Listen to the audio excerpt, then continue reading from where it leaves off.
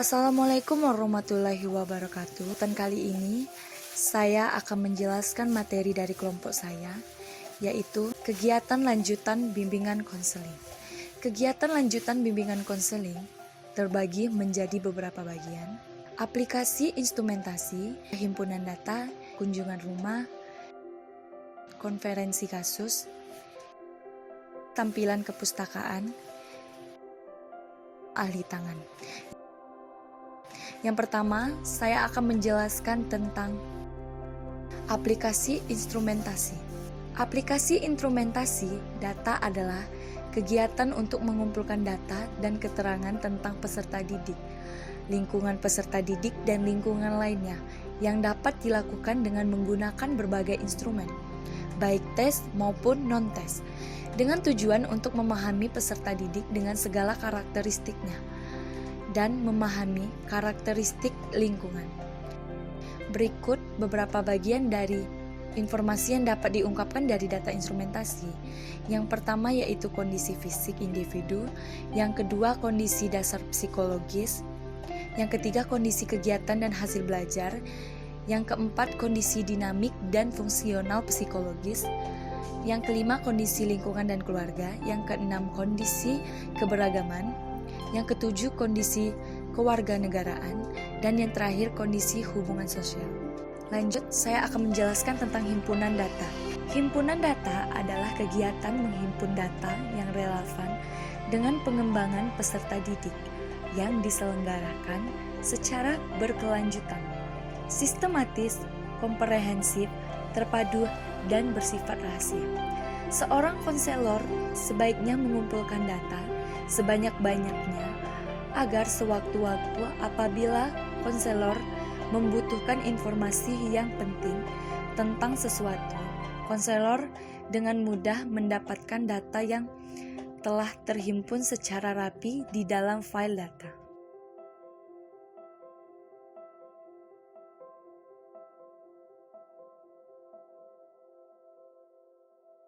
Selanjutnya, operasionalisasi pelaksanaan himpunan.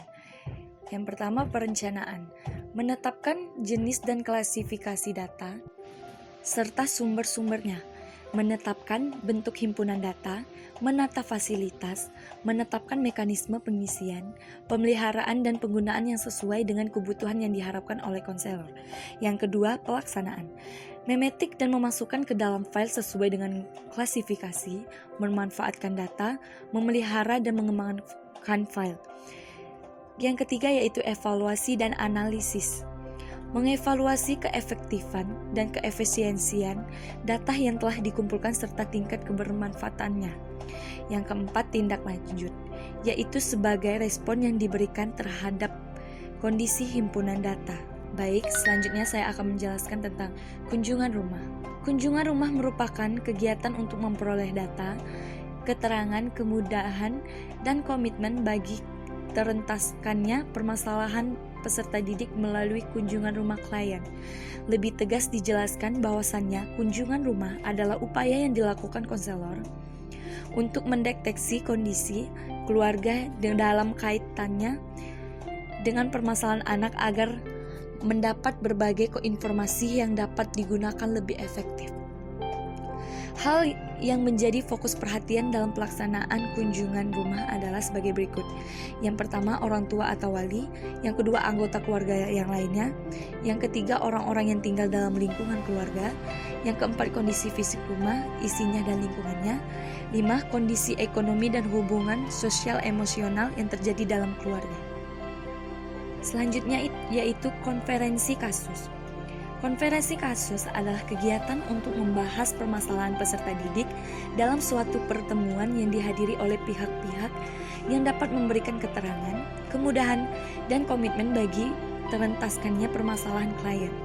Tujuan konferensi kasus adalah untuk memperoleh keterangan dan membangun komitmen dari pihak yang terkait dan memiliki pengaruh kuat terhadap klien dalam rangka pengentasan permasalahan klien. Tampilan kepustakaan. Tampilan kepustakaan adalah salah satu kegiatan pendukung bimbingan dan konseling yang membantu peserta didik atau klien dalam memperkaya dan memperkuat diri berkenaan dengan permasalahan yang dialami dan dibahas bersama konselor pada khususnya dan dalam pengembangan diri pada umumnya. Tampilan kepustakaan ini dimaksudkan membantu permasalahan klien dengan cara memanfaatkan permasalahan klien dengan cara memanfaatkan pustaka, karena pustaka itu merupakan gudang ilmu yang terekam melalui buku, majalah, koran, tabloid, serta film.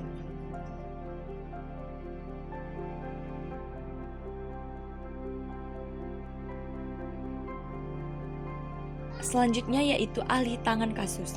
Ahli tangan kasus merupakan kegiatan untuk memperoleh penanganan yang lebih tepat dan tuntas atas permasalahan yang dialami klien dengan memindahkan penanganan kasus ke pihak lain yang lebih kompeten seperti kepada guru mata pelajaran atau konselor, dokter, serta ahli lainnya dengan tujuan agar peserta didik dapat memperoleh penanganan yang lebih tepat dalam tuntas atas permasalahan yang dihadapinya melalui pihak yang lebih kompeten.